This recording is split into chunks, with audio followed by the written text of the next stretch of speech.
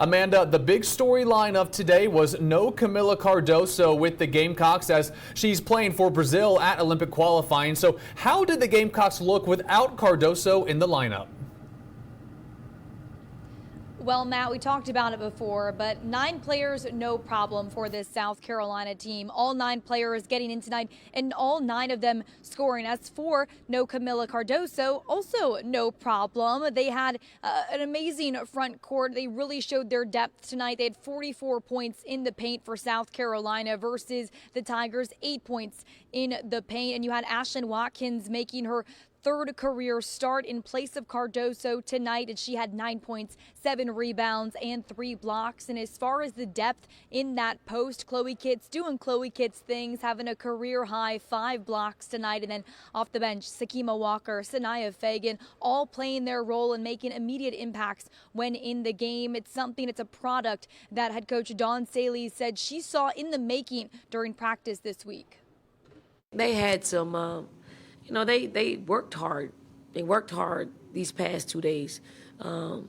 They've been wanting an opportunity to play more minutes than they usually play. They've been wanting that. It's just unfortunate that, you got Camila who's, she's going to play 26 to 30 minutes. And there's not a whole lot of minutes left over for everybody else. So somebody has to lose out. It's been Sakima. But I thought Sakima played great, great. I do feel comfortable going into the game against UConn with those 4 impacting the game, being able to play. And I won't hesitate in putting any of them in. So, they earned it. They earned my trust when it comes to that. So hopefully we could have another 2 days of preparation for UConn and get them out there. South Carolina's post players stepping up without Camila Cardoso. Now let's get to what was the big news right before the game. The Gamecocks announcing freshman Siaya Jaw is out indefinitely due to conduct detrimental to the team. So Amanda, what did you learn about this situation from Dawn Staley after tonight's game? Well, Matt, as you might have guessed, not much. According to that tweet, the post we saw on social media, like you've repeated, there wasn't much information to go along with this. And the news came out just less than an hour before tip-off time.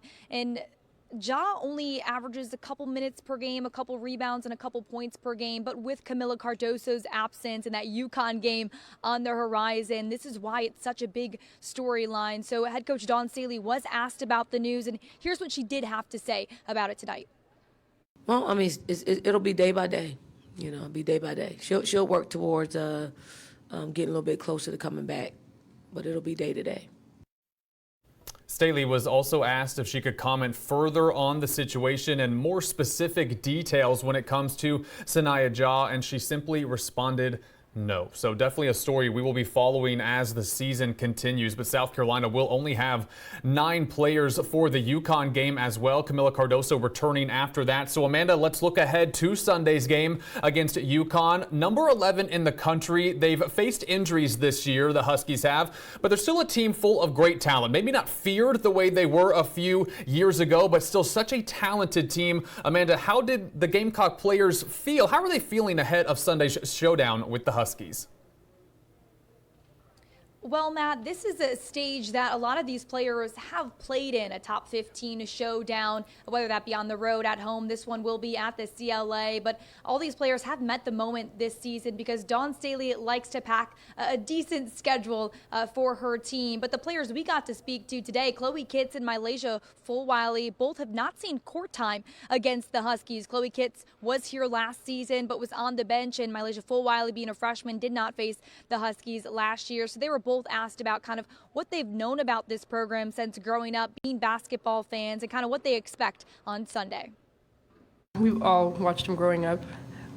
It's super exciting, especially at home with our fams. We're ready. I'm sure they're ready. We're not really worried about what they've done in the past or anything like that. Just Coach got us ready, and we're all excited. Same, I feel like UConn, when you think of UConn, you think of just great basketball, so I feel like it's going to be a great game. Intensity is going to be high. I watched them when I was younger, so it's just great getting to play them against them. I feel like we're all pretty locked in. Mill is a big piece of what we do, but at the end of the day, we all came together, we all stepped up, and we all played well as a team. I think I sensed it a little bit. I feel like my team, that's what they look for me to do. I feel like that's my expectation, is to get out there and do what I do best. So I feel like I did a great job just helping my team any way possible today. Both of those players putting up some good stat lines tonight. Milasia Fulwiley leading with 19. So, Amanda, one last question for you at Colonial Life Arena. A lot of us wondering how the Gamecocks would look tonight dealing with everything going on, and they may have exceeded expectations. They were clicking pretty well. So what was your biggest takeaway from tonight's win?